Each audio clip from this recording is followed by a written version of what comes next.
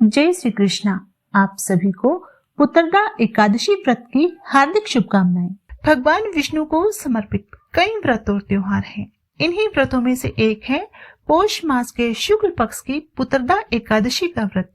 इस व्रत के प्रभाव से भगवान विष्णु मनुष्य को संतान सुख की प्राप्ति कराते हैं, अर्थात माता पिता के प्रति संतान का लगाव, या जिन दंपत्ति को संतान नहीं होती उनको संतान सुख की प्राप्ति होती है और सभी सुखों को भोगकर अंत में मनुष्य मोक्ष को प्राप्त करता है। इस दिन समस्त सुखों एवं सिद्धियों को प्रदान करने वाले भगवान श्री विष्णु जी की पूजा की जाती है। जिस प्रकार नागों में शेषनाग, पक्षियों में गरुड़, सब ग्रहों में चंद्रमा, यज्ञों में अश्वमेघ और देवताओं में भगवान विष्णु श्रेष्ठ हैं, उसी तरह सभी व्रतों में एकादशी व्रत श्रेष्ठ है। जो मनुष्य सदैव एकादशी का व्रत करते हैं वे भगवान श्री हरि को परम प्रिय होते हैं। भगवान श्री विष्णु जी के कथन अनुसार जो व्यक्ति मेरी पूजा के लिए ऋतु के अनुकूल फल, नारियल, नींबू, नैवेद्य आदि 16 वस्तुओं का संग्रह कर इस सामग्री से मेरी पूजा करने के बाद रात्रि में जागरण करते हैं, वे अवश्य ही मुझे प्राप्त करते हैं। एकादशी व्रत के समान यज्ञ, जप, तप, दान और कोई दूसरा व्रत नहीं है। 5000 वर्ष तप करने से जो फल मिलता है उससे भी अधिक पुत्रदा एकादशी व्रत करने से मिलता है। तो आज की इस वीडियो में आप जानेंगे पुत्रदा एकादशी का व्रत कब रखा जाएगा, व्रत विधि, पारण महत्व और इसके कुछ जरूरी नियमों के बारे में। एकादशी के दिन और दशमी तिथि को आपको कुछ जरूरी नियमों का पालन करना होता है, जैसे कि एकादशी के दिन और रविवार को तुलसी पत्र नहीं तोड़े जाते और बिना तुलसी के भगवान श्री हरि पूजा स्वीकार नहीं करते।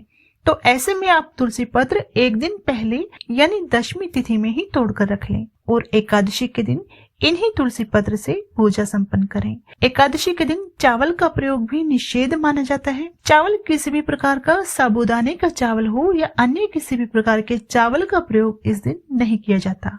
तामसिक वस्तुओं का प्रयोग और महिलाओं को सरसे स्नान इस दिन नहीं करना चाहिए।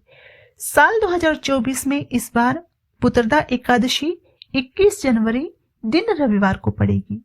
इस दिन घर में किसी को भी किसी प्रकार का जुआ, अंडा, मांस, मछली, शराब, नशा या बासी भोजन का सेवन नहीं करना चाहिए। नाखून, बाल इत्यादि भी इस दिन नहीं काटे जाते। एकादशी तिथि प्रारंभ होगी 20 जनवरी दिन शनिवार को शाम 7:27 पर और समाप्त होगी 21 जनवरी दिन रविवार को शाम 7:27 पर। इस तरह एकादशी व्रत को लेकर इस बार कोई संशय नहीं है। उदय तिथि के अनुसार एकादशी का व्रत 21 जनवरी को ही रखा जाएगा। द्वादशी तिथि प्रारंभ होगी 21 जनवरी दिन रविवार को सुबह 7:28 से और समाप्त होगी 22 जनवरी दिन सोमवार को शाम 7:52 पर। एकादशी के दिन मन और विचार को शुद्ध रखना चाहिए। इस दिन न किसी की बुराई करनी चाहिए और न ही सुननी चाहिए। अपने से बड़ों का अपमान न करें, क्रोध से बचें, इससे भगवान विष्णु आपसे नाराज हो जाते हैं। हरिवासर के समय में पारण करने से बचना चाहिए। हरिवासर का समय समाप्त होगा 22 जनवरी दिन सोमवार को सुबह 2 बजे तक। पारण के लिए शुभ मुहूर्त होगा 22 जनवरी दिन सोमवार को सुबह 7:13 से 9:50 तक आप पारण कर सकते हैं। एकादशी व्रत का पारण द्वादशी तिथि समाप्त होने से पहले करना अति आवश्यक होता है। यदि द्वादशी तिथि सूर्योदय से पहले समाप्त हो गई हो तो एकादशी व्रत का पारण सूर्योदय के बाद ही होता है। एकादशी तिथि के अंदर पारण न करना पाप करने के समान होता है। इस व्रत का पारण करने से पहले ब्राह्मण या किसी जरूरतमंद को दान दक्षिणा देकर ही भोजन करें। शास्त्रों के अनुसार गौ माता की पूजा आज के दिन करनी चाहिए। एकादशी और द्वादशी ये 2 दिन होते हैं जिनमें आप गौ माता की पूजा से भगवान श्री हरि को प्रसन्न कर सकते हैं। मान्यता है कि गाय माता की पूजा से आपको कोटि यानी करोड़ों देवी देवताओं की पूजा का फल प्राप्त होता है। तो गौ माता को आज के दिन नहीं भूलना चाहिए। द्वादशी तिथि को पीली खिचड़ी से व्रत का पारण पुण्यदायी माना गया है। द्वापर युग में संत महासंत पीले रंग के चावल या खिचड़ी खाकर एकादशी व्रत का पारण करते थे। ये भोजन श्रम ग्रहण करने से पहले गाय को दिया जाता है इन सब बातों का ध्यान रखते हुए आप एकादशी व्रत का पालन करें। इस व्रत की कथानुसार भद्रावती नामक नगरी में सुकेतु मान नाम का एक राजा राज्य करता था। उसके कोई पुत्र नहीं था। उसकी स्त्री का नाम सेव्या था। वह निपुत्री होने के कारण सदैव चिंतित रहा करती थी। राजा के पितृ भी रो रो कर पिंड लिया करते थे और सोचा करते थे कि इसके बाद हमको कौन पिंड देगा। राजा को भाई बांधव, धन हाथी, घोड़े, राज्य और मंत्री, इन सब में से किसी से भी संतोष नहीं होता था। वह सदैव यही विचार करता था कि मेरे मरने के बाद मुझको कौन पिंड दान करेगा। बिना पुत्र के पितरों और देवताओं का ऋण मैं कैसे चुका सकूंगा। जिस घर में पुत्र ना हो उस घर में सदैव अंधेरा ही रहता है।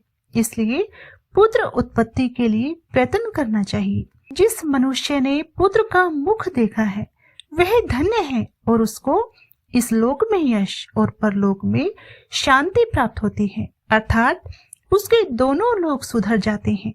पूर्व जन्म के कर्म से ही इस जन्म में पुत्र, धन आदि प्राप्त होते हैं। राजा इसी प्रकार रात दिन चिंता में लगा रहता था। एक समय तो राजा ने अपने शरीर को त्याग देने का निश्चय किया, परंतु आत्मघात को महान पाप समझकर उसने ऐसा नहीं किया। एक दिन राजा ऐसे ही विचार करता हुआ अपने घोड़े पर चढ़कर वन को चल दिया और पक्षियों और वृक्षों को देखने लगा। उसने देखा कि वन में मृग, व्याघ्र, सुअर, सिंह, बंदर, सर्प आदि सभी भ्रमण कर रहे हैं। हाथी अपने बच्चे और हाथनियों के बीच घूम रहा है। इस वन में कहीं तो गीदड़ अपने कर्कश स्वर में बोल रहे हैं, कहीं उल्लू धावने कर रहे हैं। वन के दृश्यों को देखकर राजा सोच विचार में लग गया। इसी प्रकार आधा दिन बीत गया। वह सोचने लगा कि मैंने कई यज्ञ किए, ब्राह्मणों को स्वादिष्ट भोजन से तृप्त किया, फिर भी मुझको दुखी प्राप्त हुआ। ऐसा क्यों? राजा प्यास के मारे अत्यंत दुखी हो गया और पानी की तलाश में इधर उधर फिरने लगा। थोड़ी दूरी पर राजा ने एक सरोवर देखा। उस सरोवर में कमल खिले थे तथा सारंश, हंस, मगरमच्छ आदि विहार कर रहे थे। उस सरोवर के चारों तरफ मुनियों के आश्रम बने हुए थे। उसी समय राजा के दाहिने अंग फड़कने लगे। राजा शुभ शकुन समझकर घोड़े से उतरकर मुनियों को दंडवत प्रणाम करके बैठ गया। राजा को देखकर मुनियों ने कहा, हे राजन, हम तुमसे अत्यंत प्रसन्न हुए। तुम्हारी क्या इच्छा है, सो कहो।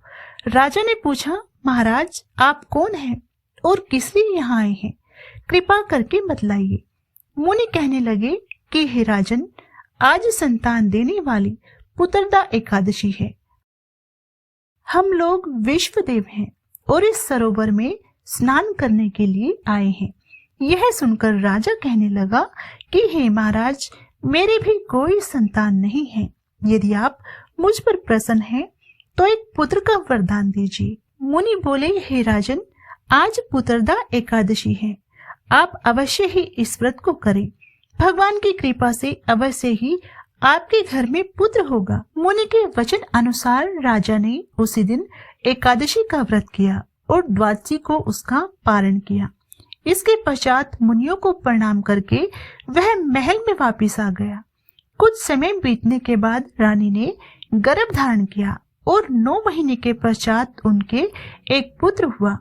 वह राजकुमार अत्यंत शूरवीर, यशस्वी और प्रजापालक हुआ। इतना कहने के बाद भगवान श्री कृष्ण बोले, हे राजन, पुत्र की प्राप्ति के लिए और संतान से सेवा सुख पाने के लिए पुत्रदा एकादशी का व्रत अवश्य करना चाहिए। जो मनुष्य इस महात्म्य को पढ़ता है या सुनता है उसे अंत में स्वर्ग की प्राप्ति होती है।